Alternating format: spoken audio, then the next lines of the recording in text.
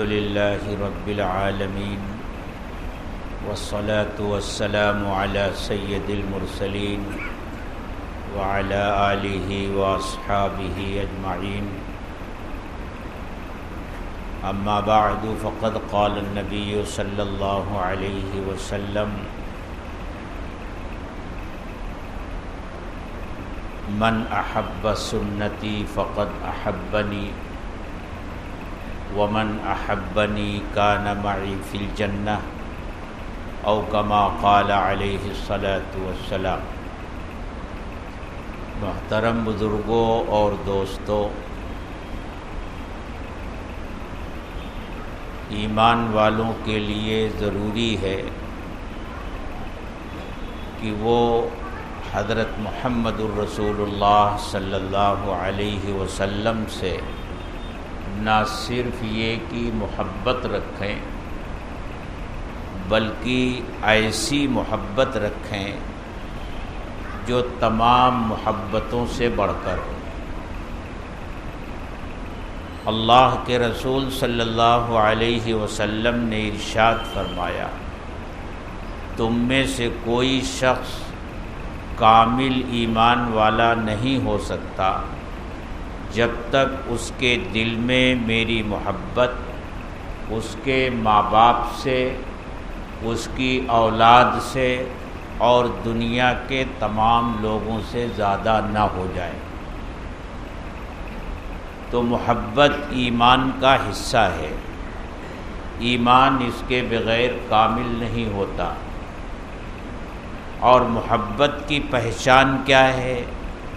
اطاعت ہے، فرما برداری ہے، اللہ کے رسول صلی اللہ علیہ وسلم کے طریقوں پر چلنا ہے۔ آپ نے ارشاد فرمایا، من احب سنتی فقد احبنی، جس نے میرے طریقے سے اور میری سنت سے محبت کی، سمجھو اس نے مجھ سے محبت کی۔ ومن احبنی کان معی فی الجنہ، اور جو مجھ سے محبت کرے گا وہ میرے ساتھ جنت میں ہوگا۔ تو محبت ایمان کا لازمی حصہ ہے، اور محبت یہ ہے کہ اللہ کے رسول صلی اللہ علیہ وسلم کی اطاعت کی جائے، آپ کی فرما برداری کی جائے، آپ کے طریقے پر چلا جائے، آپ کی سنتوں پر عمل کیا جائے۔ اور آپ کی سنتیں زندگی کے کسی ایک شعبے کے لیے نہیں ہیں، بلکہ انسان کی زندگی کے جتنے شعبے ہیں، ہر شعبے میں اللہ کے رسول صلی اللہ علیہ وسلم کی سنتیں ہیں۔ سنت صرف وضو میں نہیں ہے، سنت صرف نماز میں نہیں ہے، سنت معاملات میں بھی ہے، سنت معاشرت میں بھی ہے، سنت ایک دوسرے کے ساتھ تعلق رکھنے میں بھی ہے۔ زندگی کے جتنے شعبے ہیں، جتنے مرحلے ہیں، جتنے گوشے ہیں، ہر ایک میں اللہ کے رسول صلی اللہ علیہ وسلم کی سنت ہے۔ اور ایمان والوں سے مطالبہ یہ ہے کہ وہ زندگی کے تمام شعبوں میں اللہ کے رسول صلی اللہ علیہ وسلم کی سنتوں پر عمل کریں۔ یہی آپ کی محبت کا تقاضا ہے۔ جو آپ کی سنتوں پر عمل کرتا ہے وہ آپ سے محبت کرنے والا ہے، اور جو آپ کی سنتوں پر عمل نہیں کرتا وہ آپ سے محبت کرنے والا نہیں ہے۔ لیکن سنت پر عمل کرنے کا طریقہ کیا ہے؟ ایک آدمی سنت پر عمل کرتے کرتے اس کی عادت بن جاتی ہے، اور پھر وہ اپنی عادت کے مطابق وہ کام کرنے لگتا ہے۔ مثلا آپ مسجد میں نماز پڑھنے کے لیے آتے ہیں، مسجد میں داخل ہونے کے لیے بتایا گیا کہ پہلے دایاں پیر مسجد میں داخل کیجئے، یہ سنت ہے۔ مسجد سے نکلیے تو پہلے بایاں پیر نکالیے، جوتا پہننا ہے تو پہلے دایاں پیر پہنیے، پھر بایاں پیر پہنیے۔ عمل کرتے کرتے آدمی کی عادت بن جاتی ہے کہ وہ جب بھی مسجد میں آئے گا تو دایاں پیر اس کا اٹھے گا، مسجد سے باہر نکلے گا تو اس کا بایاں پیر باہر نکلے گا۔ محبت کا تقاضا یہ ہے کہ جب بھی سنت پر آپ عمل کریں تو عمل کرتے وقت استحضار ہو، ذہن میں یہ بات ہو کہ یہ میرے آقا حضرت محمد الرسول اللہ صلی اللہ علیہ وسلم کی سنت ہے۔ مثلا جب آپ مسجد میں داخل ہو رہے ہیں اور داہنا پیر مسجد کے اندر داخل کر رہے ہیں تو ذہن میں یہ ہو کہ یہ میرے آقا حضرت محمد الرسول اللہ صلی اللہ علیہ وسلم کی سنت ہے۔ باہر نکل رہے ہوں، بایاں پیر نکال رہے ہیں تو ذہن میں یہ ہو کہ یہ میرے آقا کی سنت ہے۔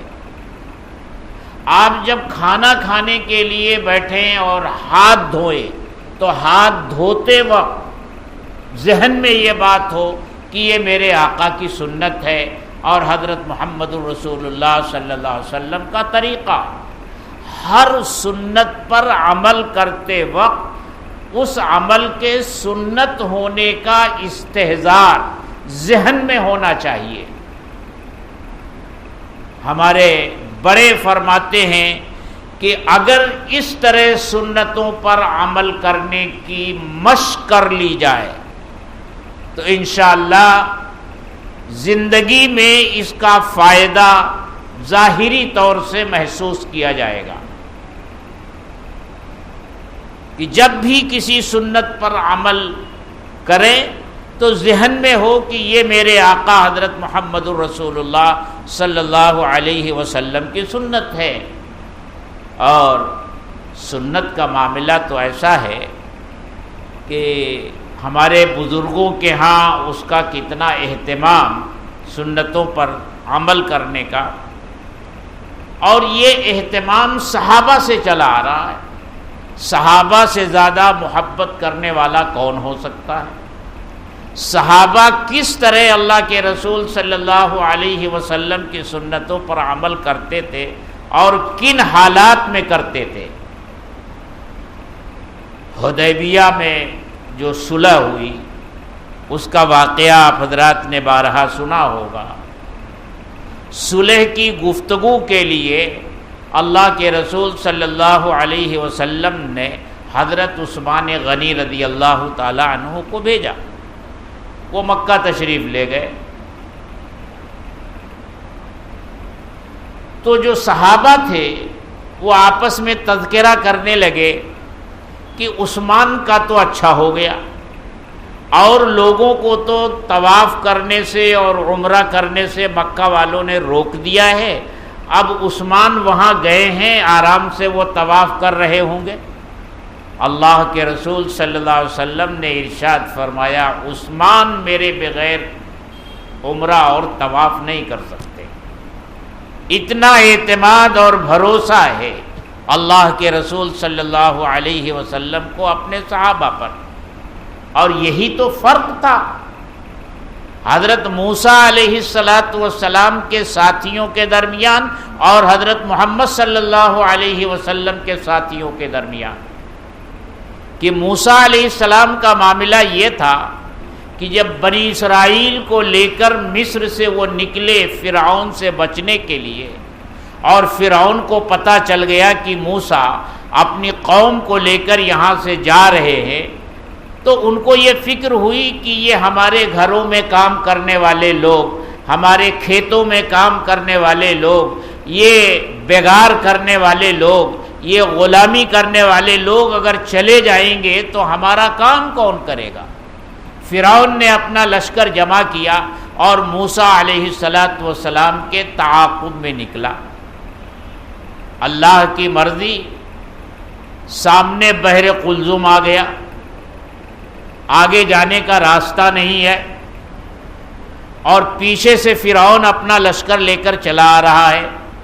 اب بنی اسرائیل اپنی عادت کے مطابق موسیٰ علیہ السلام کو کوسنے لگے کہ موسیٰ تم نے تو ہمیں کہیں کا نہ چھوڑا، آگے بڑھتے ہیں تو دریا ہے اور پیچھے فرعون موت بن کر آ رہا ہے، اب تو ہم چکی کے دو پاٹوں کے درمیان پس گئے، اب ہمارا کیا ہوگا؟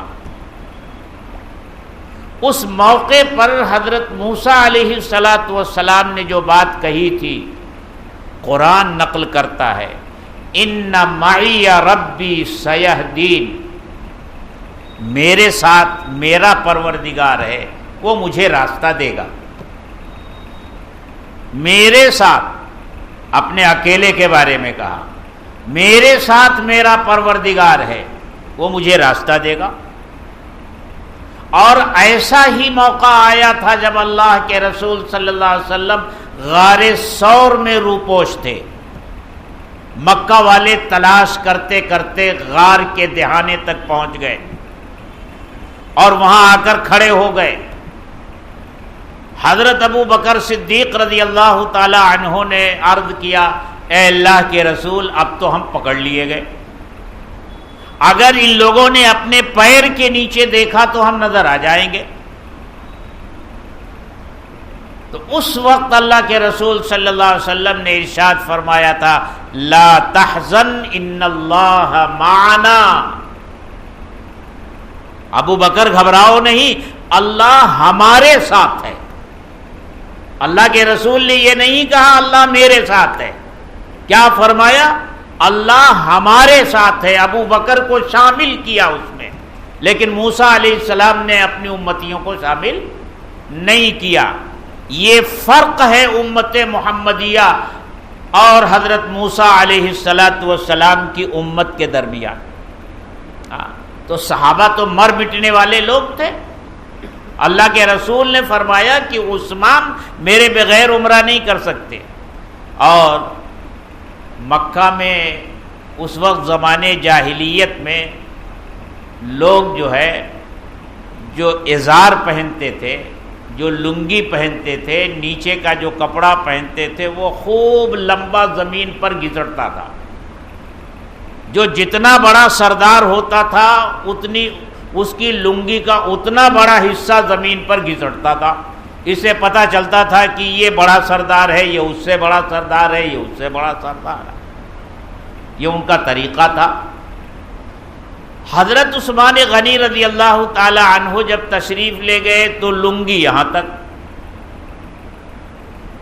خاندان والوں نے کہا عثمان تم مکہ والوں سے ملنے آئے ہو، قریش کے سرداروں سے ملنے آئے ہو، اور اس طرح لنگی اتنے اوپر باندھ کر جاؤ گے تو وہ لوگ تمہارا مذاق اڑائیں گے، تم اپنی لنگی نیچے کر لو۔ حضرت عثمان غنی رضی اللہ تعالی عنہ نے ارشاد فرمایا یہ نہیں ہو سکتا، یہ میرے آقا کی سنت ہے، یہ میرے آقا کا طریقہ ہے، میرے آقا یہاں تک لنگی باندھتے ہیں، ٹخنے کے نیچے لٹکانے سے منع کیا ہوا ہے، نہیں کیا۔ آج ہمارا کیا حال ہے؟ ممبروں سے کہتے رہیے کہ ٹخنا ڈھکنا جائز نہیں ہے، ٹخنے کے نیچے پینٹ پاجامہ لنگی، یہاں تک کہ وہ جو لوگ جبہ پہنتے ہیں لیڈیز کرتا، وہ لیڈیز کرتا ہوتا ہے، وہ کوئی شرعی لباس نہیں ہوتا، وہ لیڈیز کرتا ہوتا ہے جو لوگ پہنتے ہیں، وہ بھی ٹخنے کے نیچے ہوتا ہے۔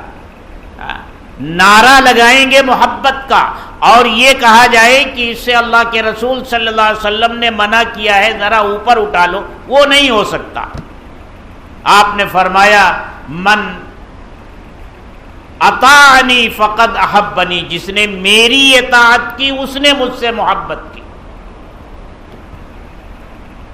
تو یہ صحابہ ہیں، اس لیے میرے دوستو سنتوں پر عمل کرنے کی مشق ہم کو کرنی چاہیے، اور سنت ہے اس کا استحضار ذہن میں ہو، اس طریقے سے سنتوں پر عمل کرنے کی ہم سب کو کوشش کرنی چاہیے۔ ایک ایک سنت میں بڑے فائدے۔ ایک بزرگ فرماتے ہیں کہ کھانا کھاتے وقت اگر دونوں ہاتھوں کو گٹوں تک، یہاں تک دونوں ہاتھوں اچھی طرح کھانا کھانے سے پہلے دھویا جائے تو یہ بہت سے تفکرات اور بہت سے وساوس سے نجات دیتا ہے اور خیر و برکت کا ذریعہ ہے۔ اور اس کے ساتھ ساتھ ایک بات اور بھی سمجھ لیجئے، کھانا کھانے کے لیے دونوں ہاتھوں کو دھونا یہ مستقل ایک سنت ہے۔ ابھی آپ وضو کر کے آ کر بیٹھے اور آپ سے کہا گیا چلیے کھانا کھا لیجئے، اب آپ سوچ رہے ہیں کہ ابھی تو وضو کیا ہے، ہاتھ تو دھویا ہے، اور دسترخوان پر بیٹھ گئے، یہ سنت ادا نہیں ہوئی۔ اس کے لیے الگ سے ہاتھ دھونا ہوگا، مستقل سنت ہے ہاتھ دھو کر کے کھانا کھانا۔ یہ ساری چیزیں سیکھنے کی ہیں اور اس پر عمل کرنے کی ہیں، ہمارے ان اماموں کی طرح نہیں۔ یہ جو تراویح پڑھانے والے امام ہیں، پتہ نہیں تراویح پڑھانے والوں کا کیا مزاج بن گیا ہے کہ آخر کی 2-4 رکعتیں جلدی جلدی ہو جائیں تو مزہ آتا ہے۔ پہلے کھڑا کر دیجئے، ضعیف بوڑھے کمزور ہیں، ان کی کمر میں درد ہو رہا ہے، ہونے دو۔ آخر کی 2 رکعتیں جلدی جلدی پڑھنے کے چکر میں توازن باقی نہیں رکھتے۔ ارے میرے بھائی،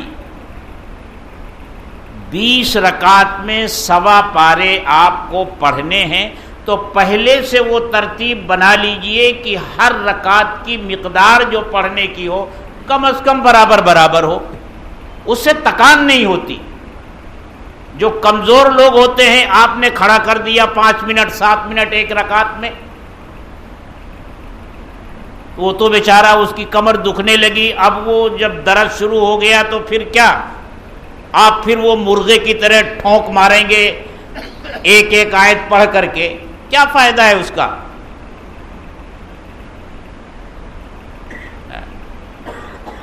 تراویح پڑھانے والوں کو تراویح کے مسائل بھی سیکھنے چاہیے۔ اللہ کے رسول صلی اللہ علیہ وسلم جب نماز پڑھاتے تھے تو جو لوگ پیچھے ہوتے تھے ان کا خیال فرماتے تھے۔ آپ کا ارشاد ہے کہ تم نماز پڑھاؤ اپنے کمزوروں کی نماز، یعنی پیچھے اگر جوان ہیں، نوجوان ہیں اور بوڑھے ہیں تو بوڑھے جتنا برداشت کر سکتے ہوں ان کی برداشت کے مطابق پڑھاؤ، ان کی رعایت کر کے نماز پڑھاؤ۔ یہ تو آپ کا طریقہ تھا۔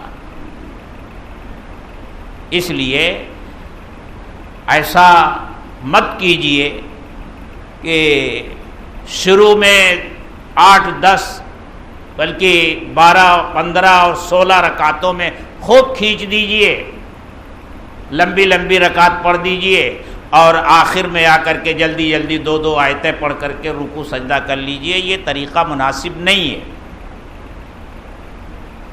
اللہ تعالیٰ سمجھ عطا فرمائے۔ وآخر دعوانا الحمدللہ رب العالمین۔ الحمدللہ رب العالمین والصلاة والسلام علی سید المرسلین وعلی آلہ واصحابہ اجمعین۔ اے اللہ، ہم تیرے گنہگار بندے ہیں، کمزور بندے ہیں۔ اے اللہ، سر سے پیر تک گناہوں میں ڈوبے ہوئے ہیں، چھوٹے بڑے صغیرہ کبیرہ، کھلے ہوئے چھپے ہوئے ہر طرح کے گناہ کرتے رہے ہیں۔ اپنے کیے ہوئے پر نادم ہیں، شرمندہ ہیں، پشیمان ہیں، اور اس کے عواقب اور نتائج اپنی کھلی آنکھوں سے دیکھ رہے ہیں۔ اے اللہ، جو بھی حالات ہیں یقیناً یہ ہمارے گناہوں کا نتیجہ ہیں۔ اے اللہ، ہم سب اپنے کیے ہوئے پر نادم ہیں، شرمندہ ہیں۔ اے اللہ، ہمارے گناہوں کو معاف فرما دیجئے، ہماری خطاؤں سے درگزر فرما دیجئے۔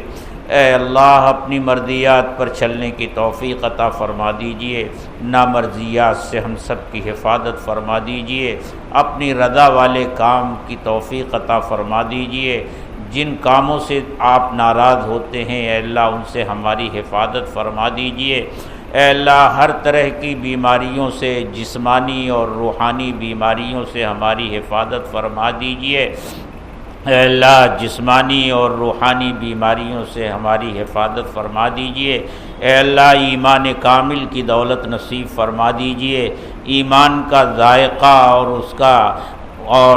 اس کا مزہ ہمیں نصیب فرما دیجئے، اے اللہ اپنی اور اپنے رسول کی کامل محبت نصیب فرما دیجئے، دین کی محبت نصیب فرما دیجئے، سنتوں پر عمل کرنے کی توفیق نصیب فرما دیجئے، اور عمل کرتے وقت سنت ہونے کا استحضار ہمارے دلوں میں پیدا فرما دیجئے، اے اللہ جن لوگوں نے دعاؤں کے لیے کہا ہے یا لکھا ہے یا ان کا ہم پر حق ہے، تمام کے جائز دلی مقاصد پورے فرما دے، اے اللہ لوگوں کی ضرورتوں کو اے اللہ تو بہتر جانتا ہے، اے اللہ ان کی ضرورتوں کو پورا فرما دیجئے، ہر طرح کی شفا ہم کو نصیب فرما دیجئے، رمضان کے روزوں کو قبول فرما لیجئے، تراویح کو قبول فرما لیجئے، اے اللہ جو کچھ بن پڑ رہا ہے، ٹوٹا پھوٹا جو بھی عمل ہم سے ہو رہا ہے، اے اللہ وہ اس لائق تو نہیں ہے کہ وہ قبولیت کے مقام کو پہنچے، اے اللہ محض اپنے فضل و کرم سے اس کو قبول فرما لیجئے، ربنا تقبل منا انک انت السمیع العلیم وتب علینا انک انت التواب الرحیم، وصلی اللہ تعالی علی خیر خلقہ محمد وآلہ وصحبہ۔